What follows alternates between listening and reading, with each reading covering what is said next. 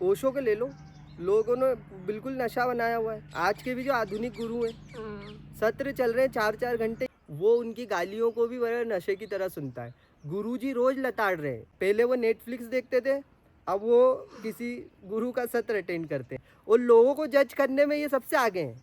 इनसे अच्छे तो वो लोग हैं जो पॉर्न देखते हैं। इसीलिए जब आचार्य जी बोलते हैं कि सत्रों से जुड़ना चाहिए हर व्यक्ति को, बहुत ऊंची बात हो गई है और जुड़ना ही चाहिए। मेरे क्वेश्चन है, मतलब ये क्वेश्चन शायद आज के टाइम में तो हर कोई जो भी स्पिरिचुअल गुरु को सुनते हैं तो सबको यही ज़्यादा सुनने में मिलता है कि मैं कौन हूँ, मतलब खुद को जानो भाई। आपको खुद को जानना ही मुक्ति है। तो मेरा यही क्वेश्चन है कि खुद को जानना असल में क्या है? जब अपन बात करते हैं ना कि खुद को जानो, तो हम जब भी कोई भी काम करते हैं सिर्फ खुद को जानना ही नहीं, कुछ भी करना, जॉब करना, खाना पीना, वो कहीं ना कहीं हम एक शांति के लिए करते हैं, कहीं ना कहीं हम एक दुख से बचने के लिए करते हैं। क्योंकि खुद को नहीं जानते इसलिए जीवन में अशांति है। हम गुरु के पास भी क्यों जाते हैं? क्योंकि किसी ना किसी बात से परेशान रहते हैं, कोई कारण रहता है, तो हम फिर किसी गुरु के पास जाते हैं। गुरु फिर बोलता है कि खुद को जानो, अगर इस दुख से बचना है तो खुद को जानो, है ना। तो फिर हम बोलते हैं कि हाँ, आप खुद को भी जानना है। तो आप पूछ रही हो कि खुद को जानना मतलब क्या, खुद को कैसे जाने। अब ये जो खुद को जानना है ना, इसको लेकर के बहुत ज़्यादा अंधविश्वास फैला हुआ है ना, कि ये चक्रा खुल जाएंगे और कुंडलिनी जागृत हो जाएगी और इस तरह की बहुत ज़्यादा हवाई बातें कि तुम अजर अमर आत्मा हो और तुम, मतलब इस तरह की बिल्कुल ऐसी अजीबोगरीब बातें इस छोटी सी बात को लेकर फैली हुई हैं कि खतरनाक। और इस पे कई तरह की प्रैक्टिसेस कर रहे हैं लोग, जाने कौन कौन से कर्म कांड, है ना, इसी के नाम पर कि तुमको इनलाइटेंड कर देंगे। माने खुद को जान लेना मतलब तुमको मोक्ष मिल जाएगा, इनलाइटेंड हो जाओगे तुम, एक अवस्था, एक स्टेट में पहुंच जाओगे जहाँ पर अब तुम बिल्कुल कुछ शक्तियाँ भी आ जाएंगी तुम्हारे पास। माने कि तुम अगर इनलाइटेंड हो जाते हो, खुद को जान लेते हो, तो तुम है ना दूसरों के मन की बातें भी जान लोगे, तुम भूत भविष्य जान लोगे, तुम है ना सब कंट्रोल में है अब तुम्हारे। मतलब एक ऐसी स्टेट उसको बता देते हैं वो, जो सुनने में भी असंभव सी लगती है, चमत्कारी लगती है। इसलिए जो रेशनल बुद्धि के लोग होते हैं, जो थोड़ा सोचते समझते हैं, थोड़ा लॉजिकल होते हैं, थोड़ा ज़मीन पे जो जुड़े हुए लोग हैं ज़मीन से, वो लोग इन चीज़ों से भाग जाते हैं। वो फिर अध्यात्म को भी इस कैटेगरी में रख देते हैं, जो पाखंड की कैटेगरी में, जो ये जादू टोना मंत्र है ना, इन कैटेगरी में वो इस चीज़ को भी डाल देते हैं कि ये लोग भी वैसे ही होते हैं। खुद को जानना बहुत सिंपल चीज़ है, बहुत ही सिंपल। इसको बहुत ध्यान से समझना। मैं जब बोलता हूँ कि मैं ये काम करता हूँ, मैं यहाँ जाता हूँ, मैं मर जाऊँगा, मैं पैदा हुआ था, ये मेरे माता हैं, ये मेरे पिता हैं, तो कहीं ना कहीं मैं उस मैं को किसी चीज़ से जोड़ करके बोलता हूँ। जैसे जब मैं उस मैं को शरीर से जोड़ कर बोलता हूँ, तब मैं बोलता हूँ कि ये मेरे पिताजी हैं, ये मेरी माताजी हैं। और फिर पिताजी की बात तो मानना ही पड़ेगी, क्योंकि वो उन्होंने मुझे जन्म दिया है, मुझे माने शरीर को। तो बस इसी छोटी सी चीज़ की पड़ताल करने को खुद को जानना बोलते हैं, कि ये जो मैं जिसको आप बोल रहे हो ना, ये आप हो या नहीं हो वास्तव में। शरीर बचपन में छोटा सा था, उसका वजन भी कम था, बहुत मुलायम सा था, कोमल सा था, दिखने में भी बिल्कुल अलग था। आज इतने वर्षों बाद शरीर पूरी तरह बदल चुका है, हड्डी मज्जा रक्त सब बदल चुका है। मतलब हर 4-5 साल में, कुछ सालों में शरीर पूरी तरह नया हो जाता है, उसमें कुछ भी वो नहीं रहता, एक अणु भी पुराना वाला नहीं रहता है। और जो चीज़ मैं हूँ वो बाहर से तो नहीं आएगी, क्योंकि बाहर से जो आ रहा है वो मैं नहीं हो सकता, है ना। क्योंकि अभी तक जो है सब बाहर से आया है ना। जो हम मैं कर हाँ, रहे हैं तो वो सब बाहर से। ये जो हम जिसको मैं बोलते हैं ना, इसकी निष्पक्ष वो पड़ताल ईमानदारी के साथ, इसको बोलते हैं खुद को जानना। और जब मैं समझ लेता हूँ अच्छे से, लॉजिकली भी, हर तरह से ईमानदारी से उसको, उसकी पड़ताल करके जब मुझे ये बात स्पष्ट हो जाती है कि ये मैं नहीं हूँ, तो फिर मैं उसको केंद्र बनाकर ना जीऊँ, यही होता खुद को जानना। है ना। अब देखो मैं बताता हूँ आपको, और ये कितना सिंपल है ना, थोड़ा सा विस्तार से बता देता हूँ। जैसे मान लो मैं अपने आप को एक कार मानता हूँ, एक लाल कलर की कार है, मैं बोलता हूँ कि मैं वो कार हूँ, ठीक। उस कार का नाम रख दिया मैंने जोगी, ठीक। अब उस कार का पेट्रोल ख़त्म होगा जब, तो मैं घबराऊंगा और मैं बहुत सारा पेट्रोल इकट्ठा करना चाहूँगा, क्योंकि कार तो भूखी मर जाएगी अगर पेट्रोल नहीं है तो, क्योंकि पेट्रोल के बिना चलेगी भी नहीं। अब उस कार में अगर हल्की सी भी खरोच आ जाएगी तो मुझे क्या लगेगा कि बहुत बड़ी कोई बात हो गई है, बहुत बड़ी कोई घटना हो गई है, और ये भयानक बात है। कार का डिस्ट्रॉय होना, उसका एक्सीडेंट होना तो मेरी प्राण निकाल देगा। ये सोच ही मेरे को बहुत ज़्यादा वो कर देगी चीज़ें, है ना। मतलब उस कार से ही जुड़ गया हूँ अब मैं, और वो कार जिन चीज़ों से बनी है उन्हीं चीज़ों से मेरी आसक्ति है जी। मतलब समझ रही हो आप कि कार मेरा केंद्र हो जाए। ये एक मान लो मेरी विक्षिप्त स्थिति हो, पागलपन हो सकता है ना ऐसा। पागलपन कई तरह के होते हैं। ये भी हो सकता है कि अब मैं पागल हो चुका हूँ और मैं कार को मैं मान रहा हूँ, ठीक है। तो अब क्या होगा कि जब कोई भी आएगा, कोई एक बच्चा आया, उसने कार को ऐसे जोर से थपथपा दिया, सिर्फ कुछ किया नहीं उसने, बस ऐसे थपथपा दिया। मुझे क्या लग रहा है, मुझे थपथपा दिया, है ना। और हो सकता था कि और ज़्यादा ज़ोर से मारता तो मैं टूट भी सकता था। अब उस बच्चे से मेरा विरोध हो गया, झगड़ा हो गया, ठीक है।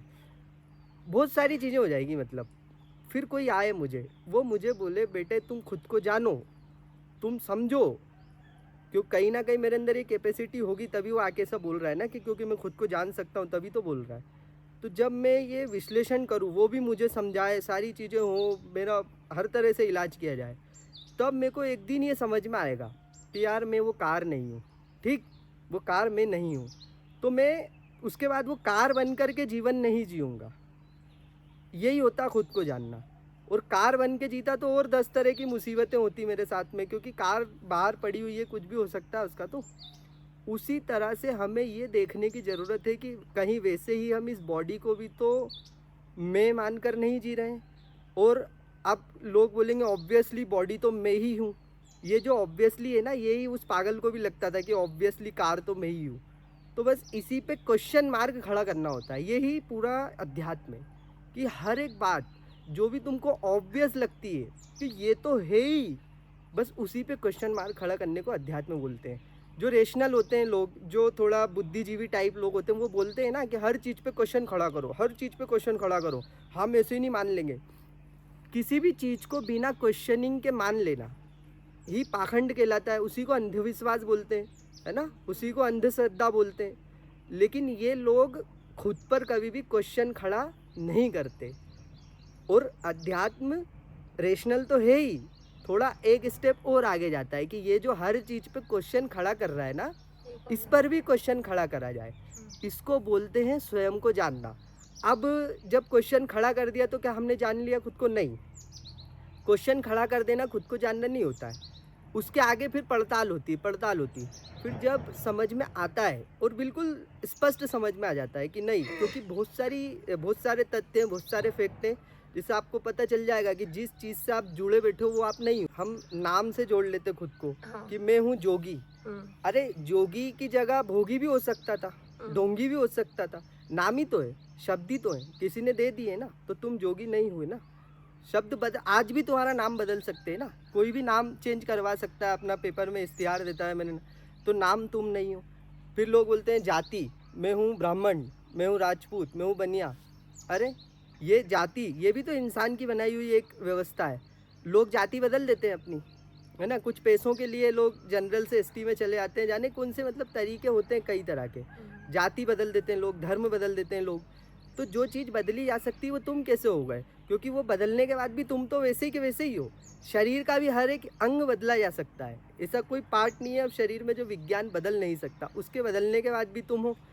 तो कहने का मतलब यही है कि जब हमें स्पष्ट समझ में आता है कि जिस चीज़ से मैं जुड़ा बैठा था ना, वो मैं नहीं हूँ। इसी को बोलते हैं खुद को जानना। अल्टीमेटली तुम नहीं जान लोगे एक दिन कि तुम एक परम शक्ति, परम चैतन्य आत्मा हो, ऐसा तुम कभी नहीं जानोगे। ना ऐसा कोई जान सकता है, ना तुम्हारी कभी कोई कुंडली नहीं जागृत होगी, ना तुम्हारे चक्रा खुलेंगे, क्योंकि ये सब बकवास बातें हैं।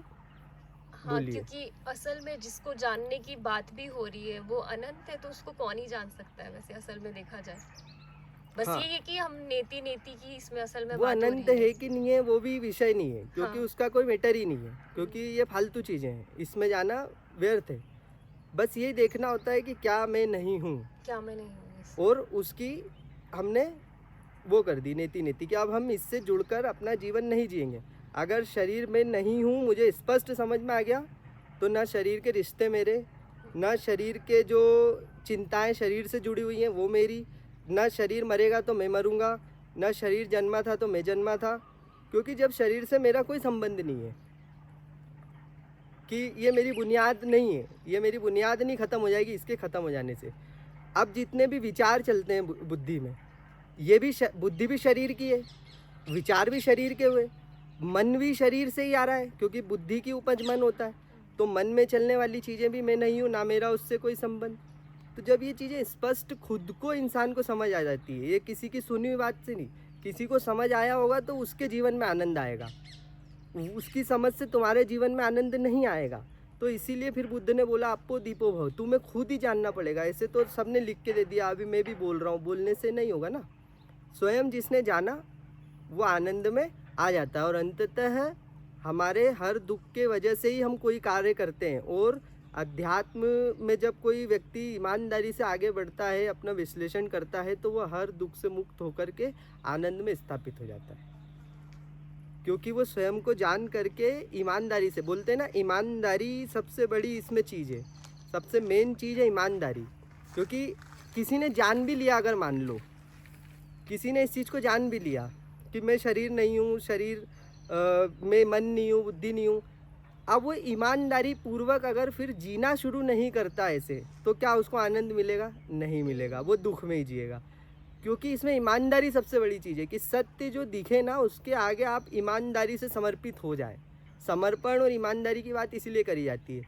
और जब तक आप ईमानदारी समर्पण नहीं लाएंगे जीवन में, तब तक आनंद नहीं मिलेगा, ना शांति मिलेगी, ना सुकून मिलेगा, ना स्पष्टता मिलेगी, कुछ नहीं मिलेगा। सिर्फ ज्ञान से भर जाओगे, झूठे ज्ञान से, जो ना आपके किसी काम का है ना किसी और के किसी काम का है। वो ज्ञान भी आपको दुख ही देगा। ज्ञान आपको आनंद भी दे सकता है और ज्ञान आपको दुख का कारण भी बन सकता है आपके। राम हो तो ज्ञान आपको मुक्त कर देगा, और रावण हो तो ज्ञान आपको नष्ट करवा देगा। तो बस ईमानदारी सबसे बड़ी चीज़ होती है। अगर ये इतना ही सरल है, इतना ही स्पष्ट है, तो फिर क्यों घंटे घंटे लोग गुरुओं के पीछे बर्बाद कर रहे हैं, ग्रंथों को फालतू पढ़े जा रहे हैं? क्यों हो रहा है ऐसा? इसलिए हो रहा है ऐसा क्योंकि व्यक्ति ईमानदार नहीं है। वो एक प्रक्रिया में खुद को बस लगाए रखना चाहता है ताकि उसका इंटरटेनमेंट उसका चलता रहे। क्योंकि जब वो खाली बैठता है तो उसको दुख का अनुभव होता है, उसको बहुत सारी चीज़ें अपने अंदर उसको झांकना पड़ती हैं, तो फिर वो कोई ना कोई इंटरटेनमेंट करना चाहता है। अब गुरुजी ने तो बता दिया है टीवी देखना गलत बात है, मूवीज़ देखना गलत बात है, पब में जाना गलत बात है, सेक्स करना गलत बात है, गर्लफ्रेंड बनाना गलत बात है। सब चीज़ें तो गुरुजी ने गलत बता दी। गुरुजी ने ये नहीं बताया कि मुझे सुनते रहना भी गलत बात है। तो इंसान क्या बोलता है कि सारी चीज़ें तो गलत है, लेकिन गुरुजी को सुनना तो सही होगा ना। तो वो इंटरटेनमेंट गुरुजी के माध्यम से करता है फिर, क्योंकि इंटरटेनमेंट तो उसको करना है, क्योंकि वो दुखी है। तो वो कहीं ना कहीं एक सत्र सुनेगा कि हाँ भाई 3 घंटे गुरुजी टाइम पास करवा देंगे, उसके बाद खाना बन जाएगा, उसके बाद मैं सो जाऊँगा। स्वयं के साथ मिलने की ज़रूरत ही नहीं है, क्योंकि वो दुख देता है। ओशो को ले लो, लोगों ने बिल्कुल नशा बनाया हुआ है। आज के भी जो आधुनिक गुरु हैं, सत्र चल रहे हैं 4-4 घंटे यूं ही व्यर्थ ही। जब इतना सरल है कि अगर आप इतना ही ईमानदारी से जीवन जी सकते हैं, तो एक बात मुझे मिली, उसको अगर मैंने जिया नहीं तो क्या मैं दूसरी बात को जी लूँगा ईमानदारी से? नहीं ना। तो फिर कोई मतलब ही नहीं है। मैं खाना खाने के लिए बैठा हूँ, अगले ने मुझे 1 रोटी दी, वो नहीं खाई मैंने, मैं दूसरी और मांग रहा हूँ। तो ये ही होता है ईगो बना लेना किसी भी चीज़ को। मतलब वो तुम्हें मिटाने आया और तुमने खुद से ही उसको जोड़ लिया। पर जो वो गुरु भी है, मतलब ठीक है कुछ हो गए हैं पहले, वो तो अपनी तरफ से मतलब जानते हैं वो ये चीज़ कि आगे वाला सामने वाला ऐसा बन सकता है, नशे कर सकता है इस चीज़ के, तो उनको भी इस चीज़ का ध्यान रखना चाहिए, ऐसा कुछ रखते ही हैं, बोलते ही हैं, बहुत बोला है गुरुओं ने। बट उनकी क्या कहीं ये ना जो कहीं बात, थोड़ी सी ऐसे दिखने में मिलता है कि देखो वो तो है समझदार, बहुत ज्यादा समझदार, पर जो सामने वाला है उनको तो वो अच्छे से जानते ही है। तो हाँ, क्या होता है कि व्यक्ति है ना अपने अंदर वो रेजिस्टेंट बिल्ड कर लेता है। जैसे मान लो जो जिसको उसने गुरु मान लिया ना एक बार कि ये तो गुरुजी हैं, ठीक है। अब गुरुजी चाहे उसको गाली बके, चाहे उसको कितना भी समझाए, उसको बुरा नहीं लगता, वो कभी भी नहीं झाँकता अपने अंदर। वो उनकी गालियों को भी बड़े नशे की तरह सुनता है। गुरुजी रोज़ लताड़ रहे हैं, गुरुजी इतना लताड़ रहे हैं, इतना लताड़ रहे हैं कि दया आती है कि इनको पहले इतना लताड़ा जा चुका है, इनको और क्या बोलें अब। लेकिन वहाँ पर उन्होंने रेजिस्टेंट बिल्ड कर लिया है, वहाँ पे वो उन्होंने एंटीबॉडी डेवलप कर ली है कि गुरुजी की बात तो अब बिल्कुल अच्छी ही लगती है, लताड़ भी अच्छी। लताड़ भी अच्छी। गुरुजी बोलते हैं झुन्नू लाल, तो हम्म, बड़ा सुकून मिलता है, आईडी ही बन जाती है कि मैं तो झुन्नू लाल हूँ। मतलब उस बात से भी ईगो जोड़ लिया है कि मतलब उनको झुन्नू लाल सुनने में गर्वित महसूस हो रहा है। वही बात कोई और बोल देता है, आग लग जाती है कि झुन्नू लाल बोल दिया मुझे। अच्छा तू तो खुद को झुन्नू लाल बोलता है, नहीं तूने कैसे बोल दिया। अच्छा गुरुजी ही बोल सकते हैं बस। तो वहाँ पर गुरुजी बोल रहे हैं ये बातें, लेकिन उनको उस बात से फ़र्क पड़ना बंद हो चुका है। तो इसके लिए फिर कोई और चाहिए जो लताड़े आके, ताकि कुछ तो असर हो, कुछ तो नशा टूटे, कुछ तो नींद खुले। ये होता है। गुरुजी बहुत सही है अपनी जगह पे, वो लताड़ते हैं रोज।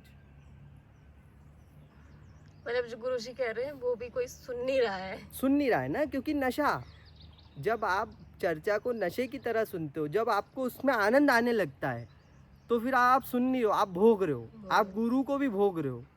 लोगन राम खिलौना जाना बोलते हैं ना गुरुजी, इसीलिए बोलते हैं कि तुमने राम को भी खिलौना बना लिया, तुमने उसकी चर्चा को भी मनोरंजन बना लिया। जो वो उसके गले से खून आ रहा है बोलने में, और तुम मनोरंजन कर रहे हो उसकी बातों का, आनंदित हो रहे हैं। आनंदित हो रहे हो तुम।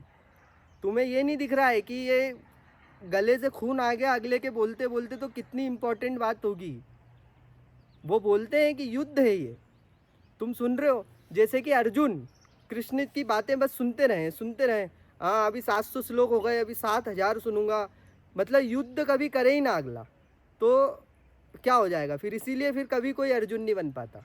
वो बस वैसे ही बैठे बैठे अपना लगे पड़े हैं। पहले वो नेटफ्लिक्स देखते थे, अब वो किसी गुरु का सत्र अटेंड करते हैं। बस इतना ही बदला है और कुछ नहीं बदला है। और लोगों को जज करने में ये सबसे आगे हैं। जैसा अभी आपने बोला वो प्रेमानंद जी को सुनते रहते हैं, ये नेटफ्लिक्स देखता रहता। अरे तू मूवीज़ 3-3 4-4 घंटे, इससे अच्छा तू एक सत्र बताता हूँ उसमें ज्वाइन कर ले, जितना मूवी का टिकट देता उतना सत्र का देना। तो क्या हो गया उससे, तू कभी सत्र से निकला आज तक इतने सालों में, तो वो मूवी से नहीं निकला। तुम दोनों ही एक ही चीज़ में अपना समय व्यर्थ कर रहे हो। एक बस नाम चेंज कर दिया है, उसकी मूवी का नाम सत्र रख दे बस तू, और तू अपने सत्र का नाम मूवी रख ले, बात एक ही हो जाएगी। इनसे अच्छे तो वो लोग हैं जो पॉर्न देखते हैं, मुझे ऐसा लगता है। क्योंकि बताऊँ क्यों अच्छे, क्योंकि उन्हें पता होता है कि वो कुछ ना कुछ गलत कर रहे हैं, उन्हें गिल्ट होता है। जब वो देख के बंद करते हैं ना, तो उन्हें लगता है कि मैंने कितना समय बर्बाद कर दिया, और वो उससे निकलने के प्रयास में भी लगे रहते हैं। कहीं ना कहीं सर्च देख करते रहते हैं, पॉर्न देखना कैसे छोड़ें।